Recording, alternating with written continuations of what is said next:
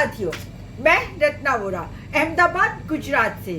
मेरे YouTube channel Ratna Vora बेबाक में आप सभी का बहुत बहुत स्वागत है। साथियों, हमारे देश के प्रधानमंत्री नरेंद्र मोदी जी ने राजस्थान के बाड़मेर में एक चुनावी सभा में जो भाषण दिया है और उसके अंदर जो उन्होंने हिंदू मुस्लिम का एंगल लेके आए हैं, उसकी वजह से ये वीडियो बहुत वायरल हो रहा है। ये वीडियो जो नरेंद्र मोदी के समर्थक है वो भी वायरल कर रहे हैं और जो नरेंद्र मोदी के समर्थक नहीं है वो भी वायरल कर रहे हैं। तो मैं भी चाहती हूँ कि आप इस वीडियो को एक बार जरूर देखें। उन्होंने कहा था कि देश की संपत्ति पर पहला अधिकार मुसलमानों का है। इसका मतलब ये संपत्ति इकट्ठी करके किसको बांटेंगे? जिनके ज्यादा बच्चे हैं उनको बांटेंगे। अब कांग्रेस अर्बन नक्सलों के कब्जे में चली गई है। कांग्रेस अब वामपंथियों के चंगुल में फंसी हुई है। तो हमारे एक मित्र ने उनको पूछा कि आप ये कैसे कहते हैं? तो उन्होंने कहा उनका मैनिफेस्टो देख लीजिए, इस बार का कांग्रेस का मैनिफेस्टो देख लीजिए। कांग्रेस ने अपने मैनिफेस्टो में जो कहा है वो चिंताजनक है, गंभीर है और ये माओवाद की सोच को धरती पर उतारने की उनकी कोशिश है। उन्होंने कहा है कि अगर कांग्रेस की सरकार बनेगी तो हरेक की प्रॉपर्टी का सर्वे किया जाएगा। हमारी बहनों के पास सोना कितना है उसकी जांच की जाएगी, उसका हिसाब लगाया जाएगा। हमारे आदिवासी परिवारों में चांदी होती है, सिल्वर कितना है उसका हिसाब लगाया जाएगा। सरकारी मुलाजिमों के पास कितना जगह है, क्या है, पैसे कहाँ है, नौकरी कहाँ है, उसकी जांच की जाएगी। इतना ही नहीं, आगे क्या कहा है? ये जो गोल्ड है बहनों का और जो संपत्ति है ये सबको समान रूप से वितरित कर दी जाएगी।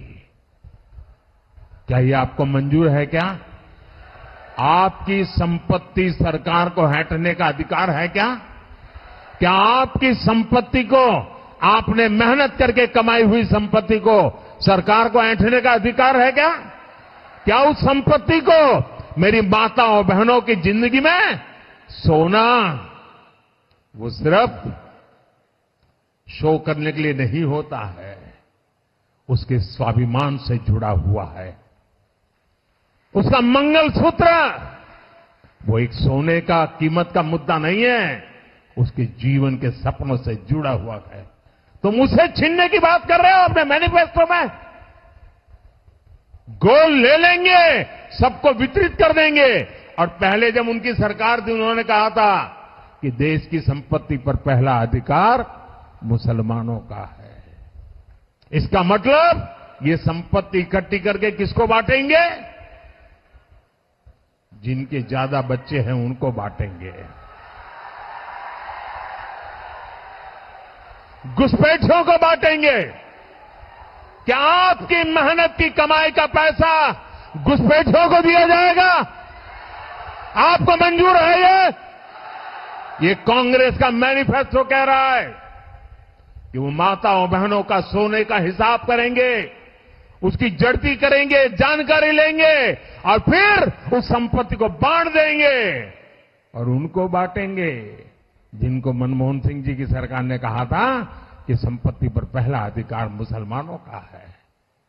भाइयों बहनों, ये अर्बन नक्सल की सोच, मेरी माताओं बहनों, ये आपका मंगलसूत्र भी बचने नहीं देंगे, यहां तक जाएंगे। मैं कहने आया। देखा आपने किस तरीके से भारत देश के प्रधानमंत्री जब भारत देश के लोकसभा के पहले चरण की 102 सीटों पर मतदान हो चुका है और मतदान में मतदाताओं का जो रुझान है उसको देखते हुए किस तरीके से वाहियात भाषण कर रहे हैं। मैं तो ये समझ रही हूँ, लगता है कि गर्मी वर्मी चढ़ गई है राजस्थान में। वैसे ही पारा बहुत हाई है, मोदी साहब का भी पारा हाई हो चुका है। अब उन्हें समझ नहीं आ रही है करे तो करे क्या, जाए तो जाए क्या। पहले चरण में ही जब ये हालात है तो बाकी के 6 चरण में क्या होगा ये मोदी साहब को पता ही नहीं चल रहा है। जहां पर उनको पूरी सीटें मिली थी वहां पे भी इलेक्शन हुआ, और जैसे कि राजस्थान की मैं बात कर दूं, मध्य प्रदेश की बात कर दूं, 4 सीटें यूपी में है उनकी बात कर दूं, वहां पर भी भारतीय जनता पार्टी अपनी सीटें खोती हुई दिखाई दे रही है। तो साथियों, अब मैं तो इतना ही कहूंगी कि ये हिंदू मुस्लिम के एंगल पे आ गए हैं और इनके पास इसके अलावा और कोई एजेंडा ही नहीं है। भारत देश को तोड़ने का काम, भारत देश को बांटने का काम, टुकड़े टुकड़े करने का काम यदि किसी ने किया हो तो ये आरएसएस के और भारतीय जनता पार्टी की व्हाट्सएप यूनिवर्सिटी, आईटी सेल, दोरुपल्ली के ट्रोल सारा दिन बैठे बैठे ऐसे घटिया मैसेजेस और व्हाट्सएप करते रहते हैं जिसके अंदर हिंदू मुस्लिम का एंगल आ जाए और किसी तरीके से ये चुनाव भारतीय जनता पार्टी जीत जाए। परंतु इस बार के चुनाव में हिंदू मुस्लिम, मंदिर मस्जिद ये कोई मुद्दा नहीं है।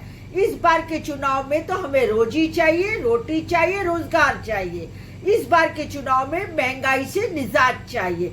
इस बार के चुनाव में महिलाओं को सुरक्षा चाहिए। इस बार के चुनाव में युवाओं को अग्निवीर जैसी एकदम घटिया योजनाओं से निजात चाहिए। इस बार के चुनाव में किसानों को एमएसपी चाहिए और उस पर कानूनी अधिकार चाहिए। तो इस बार के चुनाव मुद्दों पे लड़े जाने वाले हैं। इस बार के चुनाव में न्याय चाहिए, फिर चाहे वो नारी न्याय हो, युवा न्याय हो, किसान न्याय हो, श्रमिक न्याय हो या सामाजिक न्याय हो। और इसी न्याय को लेकर कांग्रेस पार्टी दिनों दिन अपने प्रचार में प्रगति करती जा रही है। तो साथियों, मैं आज अपनी बात यहीं खत्म करती हूँ। फिर मिलती हूँ एक नई वीडियो के साथ, एक नई बात के साथ। यदि आपको ये मेरा वीडियो पसंद आया हो तो मेरा यूट्यूब चैनल रत्ना वोरा बेबाक को आप सब्सक्राइब कीजिए। बहुत सारे लोगों को बोलिए कि सब्सक्राइब करें, ज्यादा से ज्यादा शेयर कीजिए, ज्यादा से ज्यादा लाइक कीजिए, और साथ ही आप मुझे इंस्टा, फेसबुक और एक्स पर भी मिल सकते हो। नमस्कार।